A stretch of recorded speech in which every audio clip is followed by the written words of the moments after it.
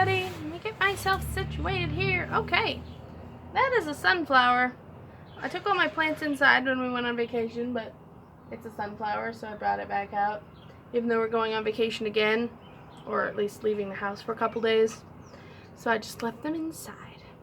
Alright, so, as you may know, we went on vacation this past week for, I think, 5 days. And we did a lot of awesome stuff. And since I haven't done any videos in the last couple days, I thought it'd be cool if I just did a bit of a rant and went over everything that happened on vacation. So, here we go. So, to begin with, we got off on kind of a bit of a rough start. And the drive over there was painfully long and painfully boring.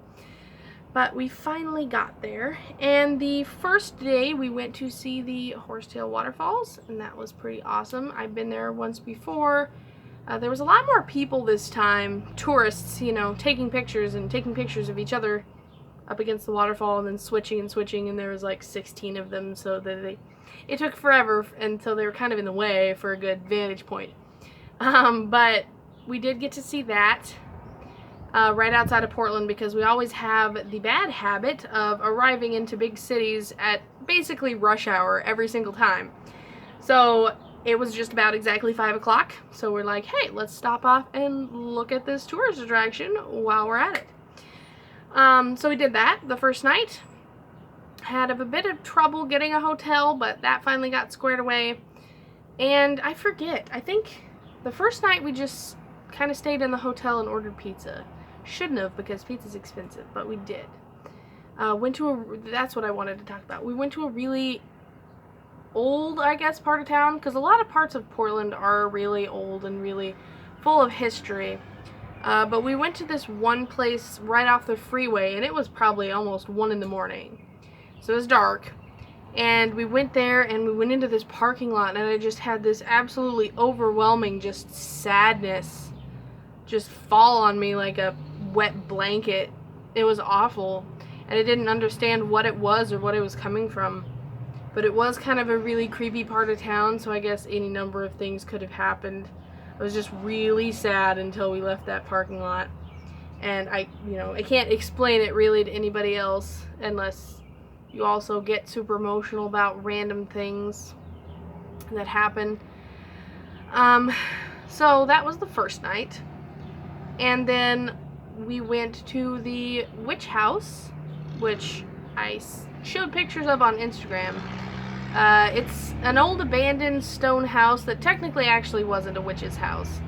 According to local legend, it was basically a settler's house, and his daughter fell in love with the farm hand guy, and so the dad got really upset and said, "Oh, I'm gonna kill you."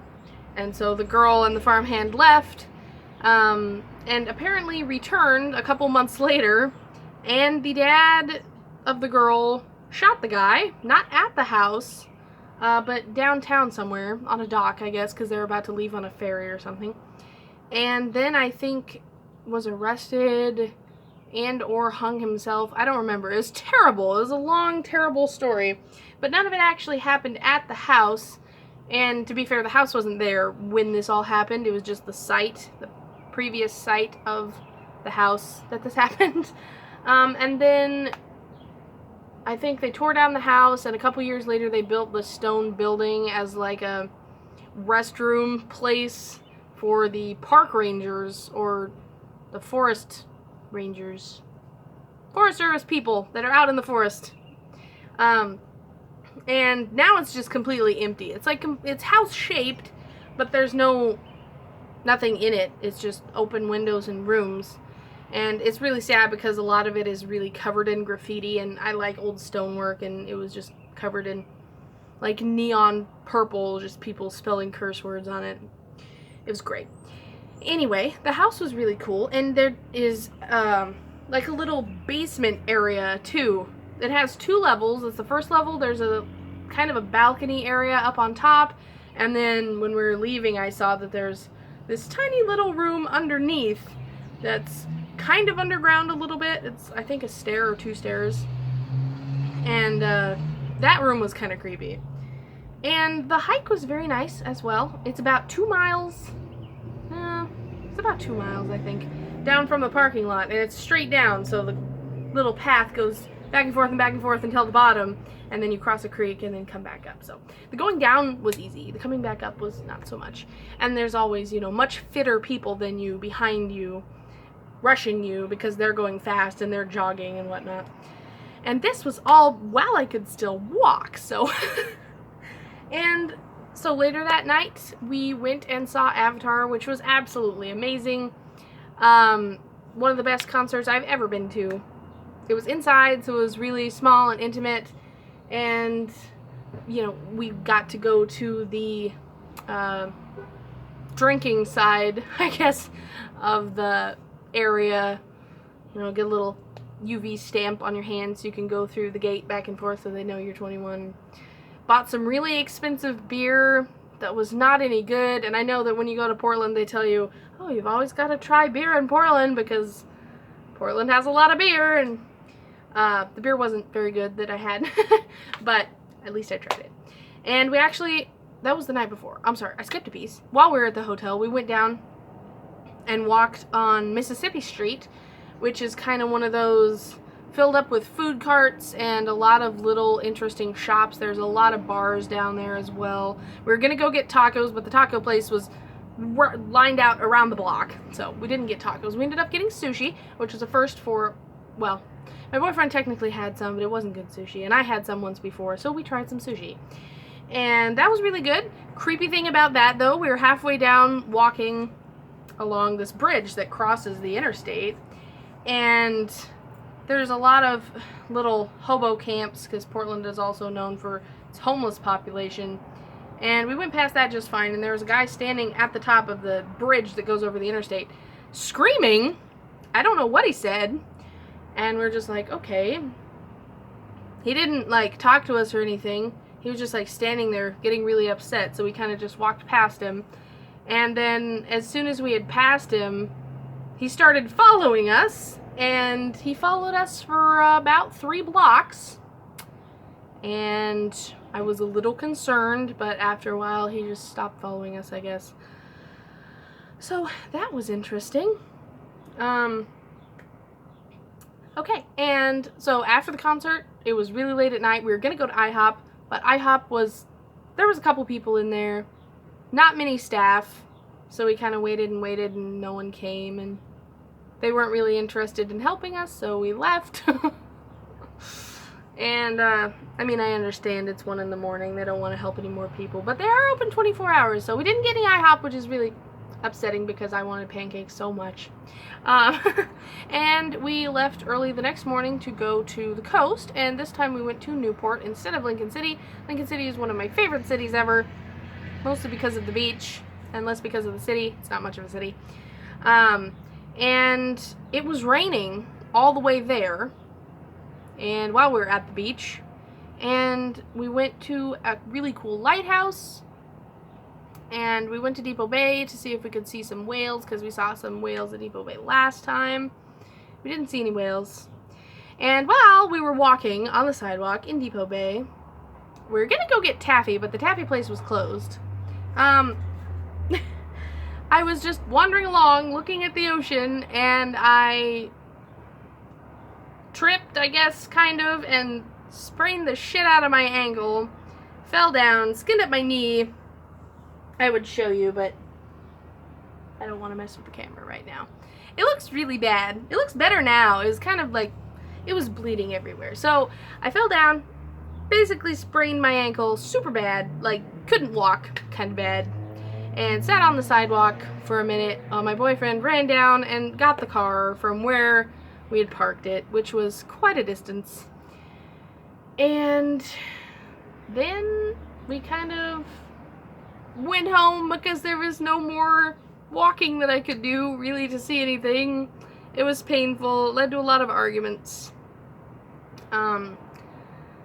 So yeah, and then when I went down to see the beach the next day, with my sprained ankle, by the way, that I got a wrap at Walmart, so it felt a little better. And I was just wearing this, this part's funny.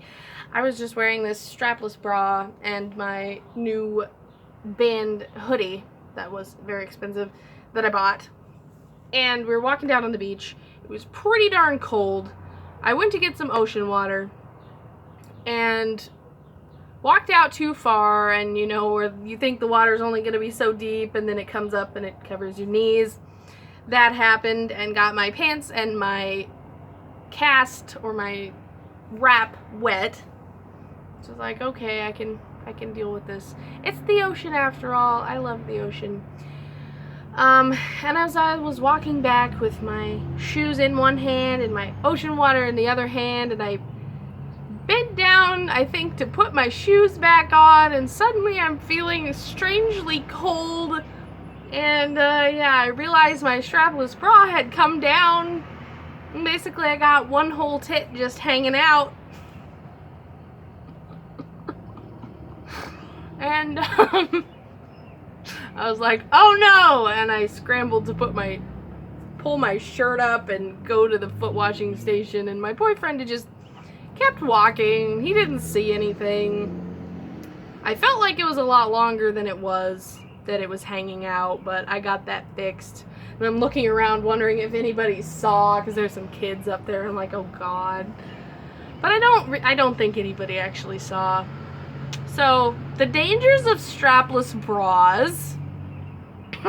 Super comfortable, but don't bend over. So, that was fun.